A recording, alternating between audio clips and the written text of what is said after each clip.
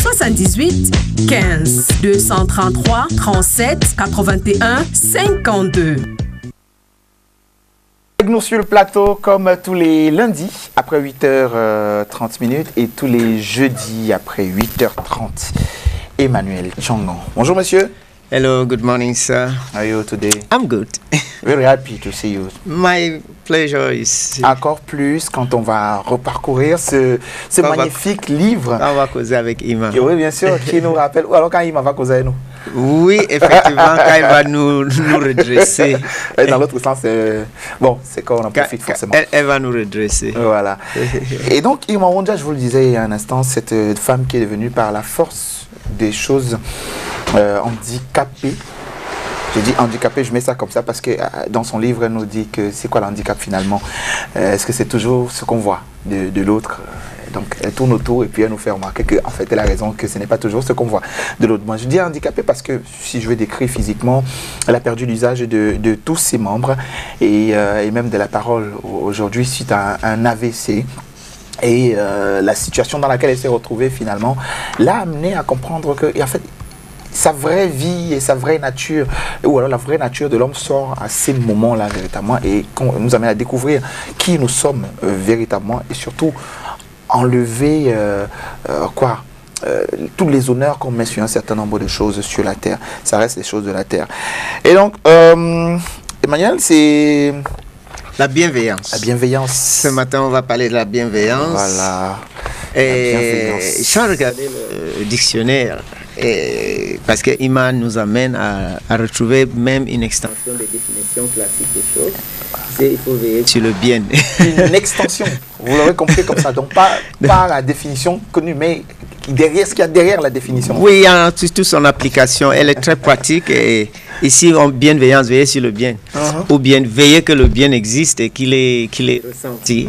Et là, la bienveillance, c'est pour lui l'amour du prochain, suppose la bienveillance. On ne peut pas vraiment prendre conscience et veiller sur ceux qui sont à côté de nous de la façon inconsciente. Oui. Ici, Ima est en train de dire que c'est un acte conscient. La bienveillance. Oui, et que c'est un effort, c'est un investissement et c'est quelque chose qu'on doit enseigner, on doit vérifier. Elle donne des exemples tellement pratiques que ça donne envie d'appeler le monde entier qu'on a côtoyé et demander pardon parce que de plus en plus, ces qualités sont de plus en plus vraiment rares. Alors, nous allons parler de qu'est-ce que ça constitue cette bienveillance. Quels sont les éléments qui interviennent dans la bienveillance? Quelles sont des petites habitudes? Et elle dit ici, cela suppose d'abord être bienveillante avec vous-même. Alors, nous savons qu'on ne peut pas donner ce qu'on n'a pas. La plupart du temps, dans cette émission, on a parlé de la présence, être conscient de soi-même, être conscient de sa respiration, être conscient que je suis en train de manger, être conscient que j'ai 5 doigts sur mes mains, être conscient que je suis en train de parler, être conscient que vous m'écoutez. Cette mindfulness doivent être quelque chose qu'on pratique parce qu'on l'a perdu complètement et des réflexes prennent la place et le cerveau devient de moins en moins utilisé. Ici, il y a un certain nombre de 5 points que Ima a soulevés sur vous êtes bienveillant envers vous-même lorsque vous écoutez votre corps, vos besoins et vos émotions. C'est-à-dire, si vous ne savez pas comment prendre soin de vous, être bienveillant envers vous-même, nous allons vous partager l'enseignement de Ima. Combien de fois est-ce que vous êtes conscient que vous êtes triste?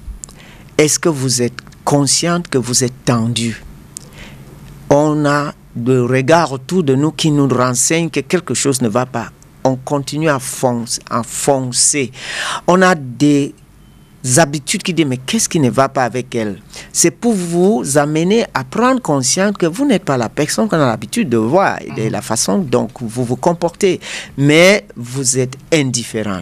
Elle dit on doit avoir l'écoute à notre corps, vos besoins, vos émotions. J'ai souvent dit que dans le massage thérapeutique, quand nous trouvons qu'il y a le mal quelque part, on fête, on célèbre parce que c'est un signe que la personne est vivante. Si la personne ne ressent aucun mal, rien, on a plus peur. Donc, des fois, on peut chercher la douleur parce que la douleur va nous mener là où ça ne va pas et on va pouvoir rééquilibrer. Emma vous demande d'être conscient de tout ce que vous ressentez à tout moment de la journée. Il y a une habitude que j'ai développée depuis 1982, c'est d'écrire tout ce qui se passe dans la journée. Donc, j'ai un journal et nous sommes au 30, peut-être 8e aujourd'hui. Et c'est très intéressant quand j'écris cette petite exercice de prendre la page et d'écrire, je me suis levé, voilà ce qui s'est passé, il y a 2 minutes après, voilà ce que j'ai fait, et puis j'ai reçu telle personne, et puis attends, l'autre était tellement désagréable, et je lui ai lancé 2 mots pour le corriger, et quand je récite à la fin, avant d'aller au lit, ou bien au fur et à mesure, j'ai essayé de dire, mais attends, tu étais quel genre de personne aujourd'hui? Gentil, désagréable, effrayant, courtois et apaisante, qu'est-ce que vous avez apporté à votre environnement? Et il y a des jours, je suis tellement fier de moi, surtout quand j'ai donné cours et j'ai vu comment les élèves ont passé tout le temps à rire le matin, toute la journée. Je trouve qu'ils ont passé un moment agréable, pas seulement d'apprendre, mais de se détendre dans un environnement qui les enrichit. Deuxième élément, être à l'écoute de son corps, c'est arrêter toute activité quand notre corps le réclame. C'est aussi se défaire de tout outil de communication. Donc, vous pouvez éteindre votre téléphone, s'il vous plaît. Ce n'est pas un crime contre l'humanité. Éteins-moi ce téléphone. Vous pouvez... C'est difficile, hein? Oui, oui, effectivement. Pour certains. Vous pouvez éteindre la télévision. Vous pouvez même éteindre la lumière. Vous pouvez éteindre l'écoute. Les oreilles sont là. Et vous repliez à l'intérieur de vous-même et respirez. Être à l'écoute, c'est la méditation. Être à l'écoute, c'est la méditation. Et vous pouvez ralentir tous ces bruits à l'extérieur de nous. Je dis, les gens sont en train de méditer à New York et à Tokyo. Malgré tout le bruit, ce sont les villes les plus mouvementées. Donc, vous pouvez méditer ici à Douala, à N'Djamena. Vous pouvez méditer à Libreville également et bien sûr à Bata. Mes condoléances à tous ceux qui ont subi cette explosion et la peine que toutes les personnes de Guinée équatoriale subissent à ce moment. Nous les envoyons la lumière et à travers ce sourire. Voilà. Donc, vous pouvez écouter, arrêter tous les bruits autour de vous, essayer de regarder à l'intérieur. Être à l'écoute de ces émotions se manifeste ainsi. Lorsque l'on est affecté par un deuil, on doit laisser libre cours à ses larmes. On doit accepter qu'on peut avoir la peine. Les hommes, chers amis, oh là là, très fort. Je suis très fort, je suis costaud. Oh, c'est moi quand même qui commande, c'est moi debout. Et attendez, il y a un endroit où vous ne pouvez pas être debout. Quand vous continuez à être debout de ces moments. Et ça commence à se faire sentir. De plus en plus, vous avez des AVC à l'âge où on ne demande pas. Vous avez des crises, des schizophrénies, beaucoup plus que des femmes.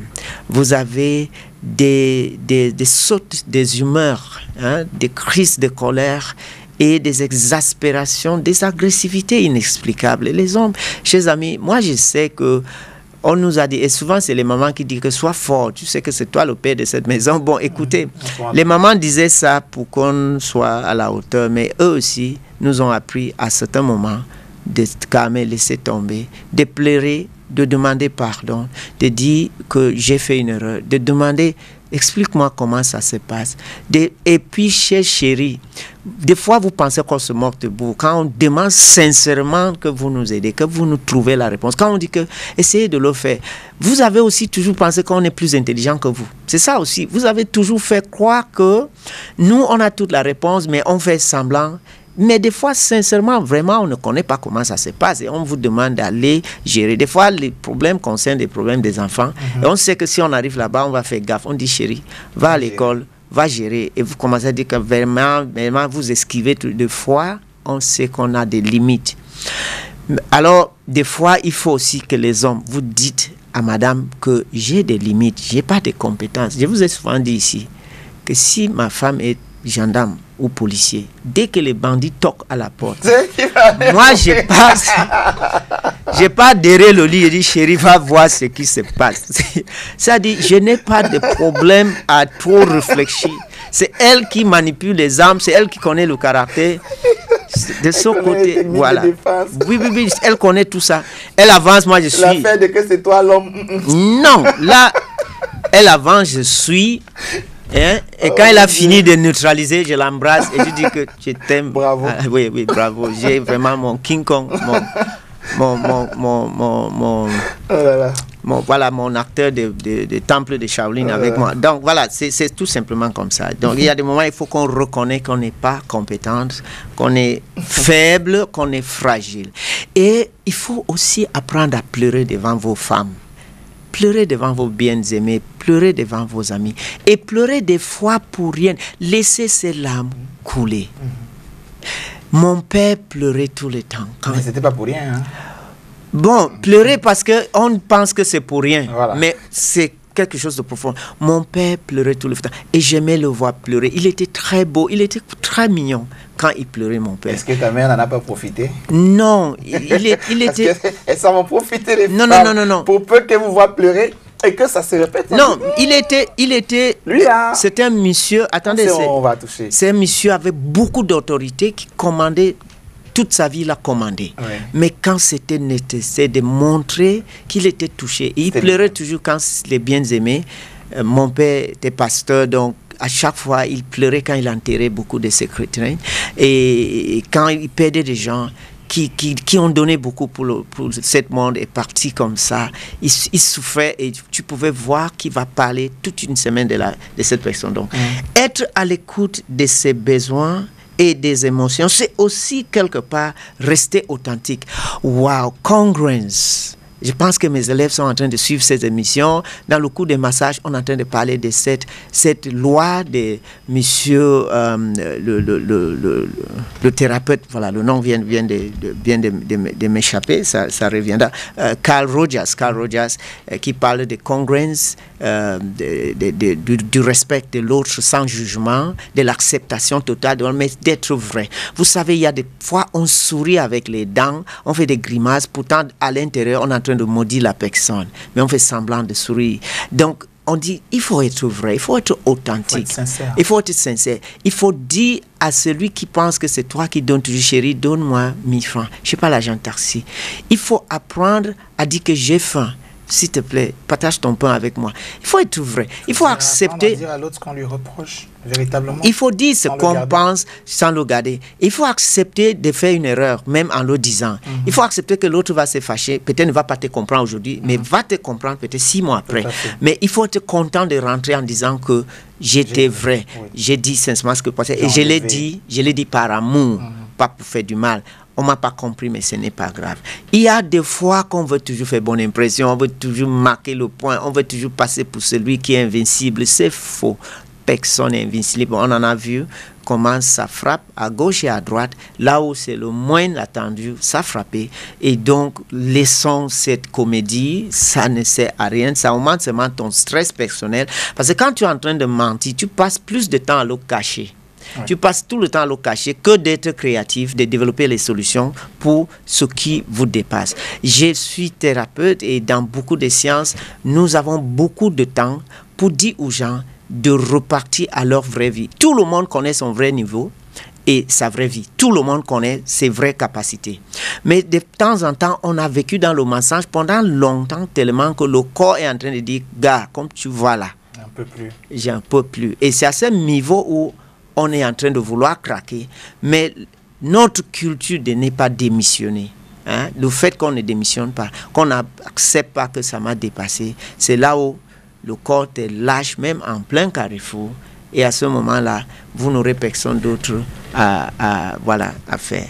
Et puis bien sûr, être à l'écoute de ses besoins, de ses émotions, c'est aussi quelque part rester authentique. Emma vous le dit. Être bienveillant, c'est aussi vous accepter comme vous êtes, avec vos limites, vos manquements. C'est aussi l'authenticité. qu'on vient de développer. Et j'aimerais que vous lisez cette citation de Rick Warren. Voilà, de Rick Warren à 159. Oui. Comme ça, ça va donner encore d'envie. C'est plus bas. Non, ici. Rick Warren, c'est en haut. Ah d'accord, ok. 159, 159. 159, rapidement.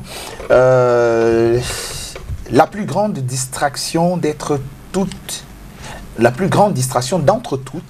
est votre passé. Votre passé vous empêche d'achever la course. Il vous surcharge même. Donc, beaucoup sont écrasés, soit par la culpabilité pour les erreurs passées, soit par le ressentiment pour ce que les autres leur ont fait. Quand vous cheminez avec cette culpabilité ou ce ressentiment, ou la honte et l'amertume, honte sur des choses que vous avez faites et amertume sur les choses qu'on vous a faites, c'est comme essayer de courir la course avec 2 sacs de détritus sur les épaules. Cela va vous ralentir. Et ce qui se passe, c'est que nous sommes freinés, mis de côté, et les autres nous bousculent et nous nous bousculons nous-mêmes. Vous continuez à porter vos anciennes blessures et vous refusez de pardonner et vous ne cessez de vous flageller pour quelques mauvaises décisions que vous auriez prises il y a longtemps. C'est une distraction. Cela vous empêche de courir l'épreuve que Dieu vous propose. Voilà. C'est formidable. Et qu'est-ce que je peux dire de plus? Que vous faites la pause. Parce qu'on va continuer juste après, là où M.